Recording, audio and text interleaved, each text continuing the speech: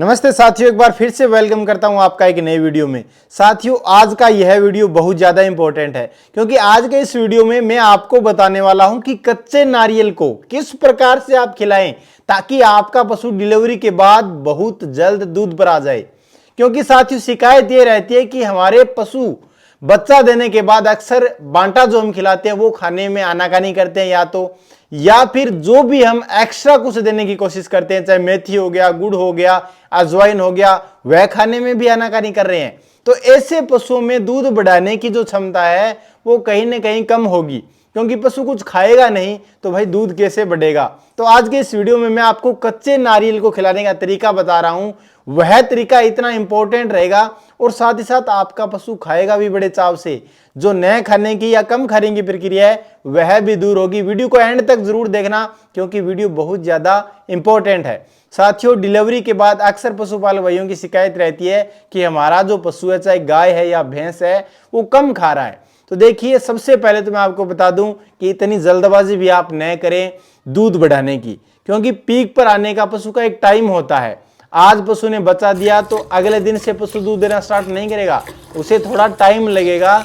उस टाइम को आप किस प्रकार से मैनेज करते हैं ये आप पर डिपेंड होता है कि आप टाइम जो भी पशु ले रहा है 20-25 दिन, उन 20-25 दिनों के दौरान आप क्या खिलाएं अपने पशु को ताकि आपका पशु भरपूर दूध दे पूरे ब्यान तक।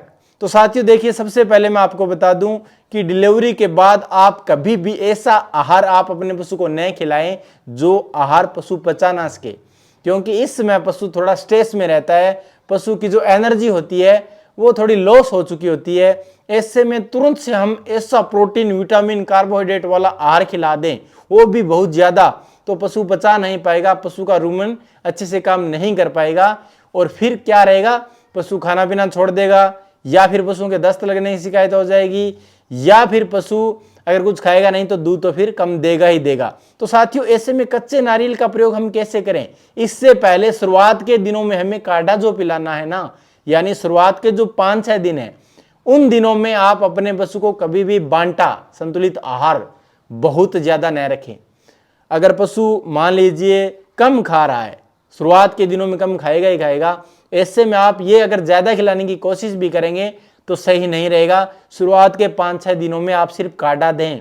काढ़े में आप गुड़, मेथी, अजवाइन की जो मात्रा है वो आप जानते ही हो, वो थोड़ी थोड़ी करके, बहुत सारे वीडियो भी मैंने बना रखे हैं, आप देख लेना कि आप ये काढ़ा किस प्रकार से दें, कितने दिनों तक रेगुलर दें, ताकि आपका पशु है वो स्ट्रेस से भी बाहर आएगा, साथ ही साथ मेला छंटाई भी अच्छे से होगी और आपका पशु आगे के लिए तैयार भी जल्दी से होगा, यानी हिट में भी आएगा और गाभिन भी ठहरेगा।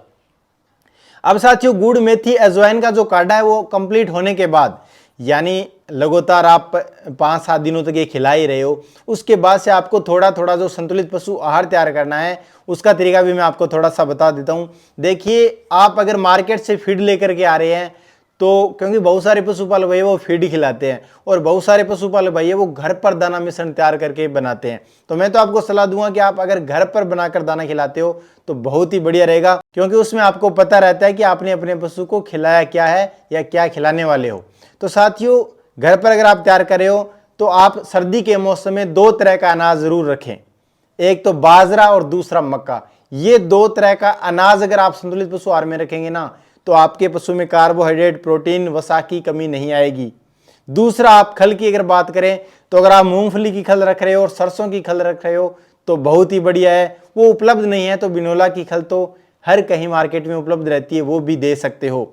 चोकर की बात करें साथियों तो आप गेहूं का चोकर प्रॉपर रूप से सर्दी के मौसम में खिलाएं, उससे आपका पशु है वो प्यास लगातार बढ़ाएगा, क्योंकि चोकर जो है ना गेहूं का, ये पानी को अवशोषित करने का काम करता है, तो आपका पशु बार बार प्यास करेगा और पानी जब खूब पशु पिएगा तो आपका पशु स्वस्थ भी रहेगा और दूध भी इंक्रीज करेगा। अब साथियों, हमें कच्चे नारियल का प्रयोग कैसे करना है? ये मान लीजिए आपने संतुलित पशु आहार घर पर दाना आपने तैयार कर लिया और आप अपने पशु को दूध के अकॉर्डिंग तकरीबन 1 लीटर पर 400 ग्राम आप संतुलित पशु आहार खिला रहे हो। भैंस है तो 450 से 500 ग्राम संतुलित पशु आहार आप खिला रहे हो। लेकिन जो आपको कच्चा नारियल देना है ना, उसको देने के लिए आपको एक्स्ट्रा से थोड़ा सा और मेहनत करना होगा। उसके लिए आपको 300 ग्राम गेहूं का दलिया तैयार करना है। 300 ग्राम गेहूं आप पिसवा करके और उसको उबाल लें अच्छे से पानी में, तकरीबन 2.5 लीटर पानी में आप उसको उबालें और उसके अंदर 150 ग्राम आप गुड़ भी डाल दें। साथ ही साथ उसके अंदर आप जो अन्य सामग्री है वो ठंडा होने के बाद डालें, यानी ये गर्म होने के बाद उतार लें। उसके बाद उसके अंदर आप 25 ग्राम जीरा और 25 ग्राम सौंफ इसका पाउडर बना लें। जैसा कि आप वीडियो में देख रहे हो, इस प्रकार का एक मिश्रण बनेगा।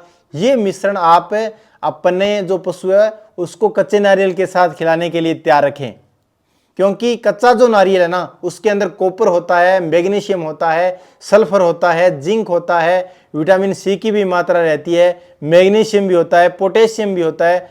तो कच्चा नारियल आपके पशु की सेहत भी बढ़ाएगा, पशु का जो रुमन है वो भी प्रॉपर रूप से काम करेगा, यानी पशु की जो पाचन तंत्र है वह मजबूत रहेगी। और ब्यांत के बाद जब पशु का पाचन तंत्र मजबूत रहेगा तो पशु भूख भी करेगा और जो खाएगा उसे अच्छे से पचाएगा भी। तो कच्चे नारियल को आपको तकरीबन 100 ग्राम लेना है, ज्यादा की जरूरत नहीं है। 100 ग्राम आप जो वीडियो में देख रहे हैं इतना सा लें, काफी रहेगा, बढ़िया रहेगा। ये जो आपने अलग से बनाया है ना जो गेहूं का दाना, उसके अंदर अच्छे से मिक्सअप करके अपने पशुओं को खिला दें। और हाँ, अगर आपने संतुलित पशु आहार में नमक नहीं ऐड किया है तो इसके अंदर ऐड कर लें। संतुलित पशु आहार आप खिलाए रहे, उससे पहले आपको ये नारियल वाला फार्मूला है वो भी अपने पशु को खिलाना है, ताकि आपका पशु अच्छा खासा दूध इंक्रीज करे।